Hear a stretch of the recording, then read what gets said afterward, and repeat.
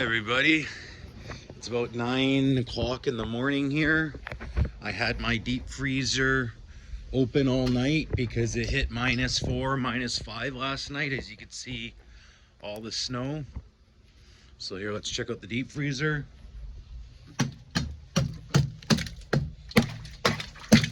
Yeah, it did freeze, so I'll smash the ice now.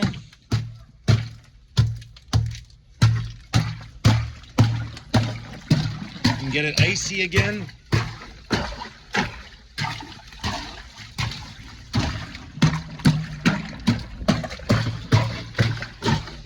And then I'll do a ice bath sometime this morning.